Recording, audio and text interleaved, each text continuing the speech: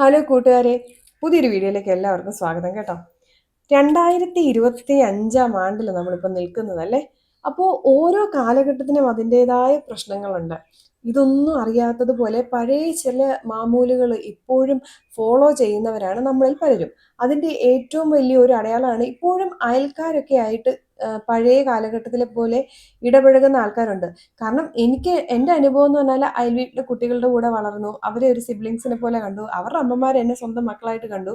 പക്ഷേ ഈ same story എൻ്റെ സിറ്റുവേഷനിലും ആവർത്തിക്കപ്പെടും. അല്ലെ ഇതുപോലെ തന്നെ എൻ്റെ ഈ ഞാൻ കെട്ടിച്ചു വിട്ട വീടിൻ്റെ അടുത്തുള്ളവര്, അല്ലെ എൻ്റെ മക്കളുടെ ഫ്ലാറ്റിൻ്റെ അടുത്തുള്ളവരൊക്കെ അവരോട് അങ്ങനെ പെരുമാറണമെന്നില്ലല്ലോ. അപ്പം നമ്മൾ ചില സ്റ്റോറികൾ എല്ലായിടത്തും ആവർത്തിക്കപ്പെടും. ചില കഥകൾ അതേപോലെ നടക്കും.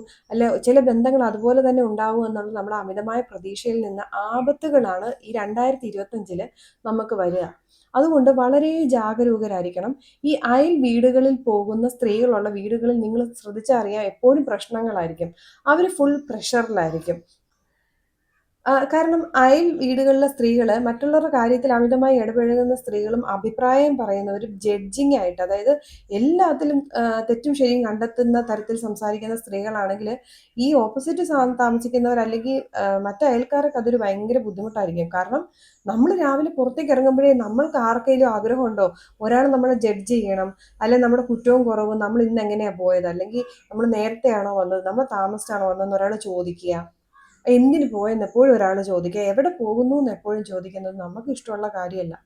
അപ്പോൾ നമ്മൾ തന്നെ കൊണ്ട് ഈ പറഞ്ഞ പോലെ ഞാൻ കഴിഞ്ഞ വീഡിയോകളിൽ പറഞ്ഞ പോലെ അമിതമായ സ്വാതന്ത്ര്യം പിന്നെ ഈ പറഞ്ഞ പോലെ നെയ്ബേഴ്സിന് കൊടുക്കുക, അവരെ ഒന്ന് പരിചയപ്പെട്ട് അവരെന്താണെന്ന് അറിയാം. പ്രത്യേകിച്ച് ന്യൂലി ആയിട്ട് വരുന്ന അയൽക്കാരെ എന്താണെന്ന് പോലും അറിയാതെ അവരിലേക്ക് നമ്മുടെ എല്ലാ കാര്യങ്ങളും ഓപ്പൺ അപ്പ് ആക്കുക. സ്ത്രീകൾ പ്രത്യേകിച്ചും സ്ത്രീകളാണ് ഭയങ്കരമായിട്ട് ഈ കാര്യത്തിൽ നിൽക്കുന്നത്. അതുപോലെ തന്നെ അയൽ വീടുകളിൽ പോയി ഇരുന്ന് സംസാരിച്ച് ആ ചാറ്റിങ്ങിൽ എൻജോയ്മെന്റ് കണ്ടെത്തുക.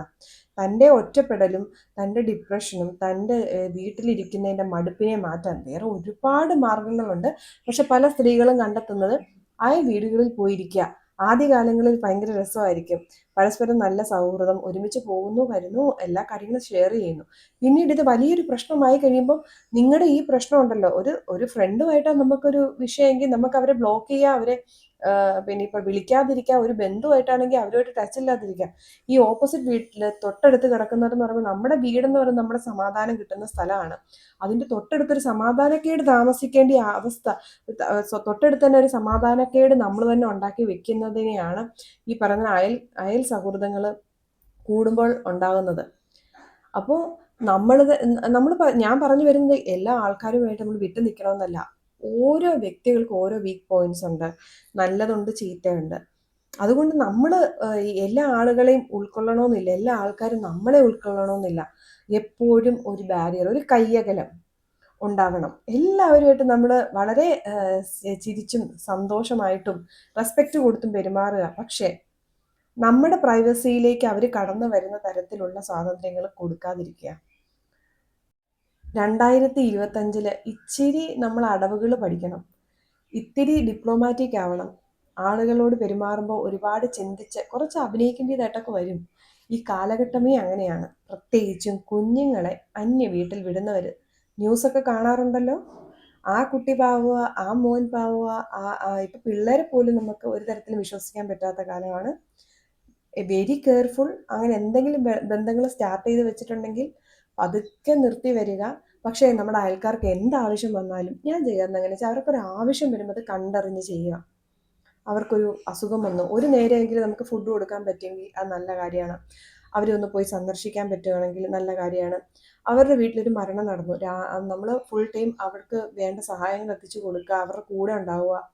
അവരുടെ വീട്ടിലൊരു ബർത്ത്ഡേ സെലിബ്രേഷനോ ആഘോഷമോ ഒക്കെ വരുമ്പോൾ നമ്മൾ ഗിഫ്റ്റൊക്കെ കൊടുത്ത് അവരുടെ കൂടെ അവരുടെ സന്തോഷം പങ്കിടുക.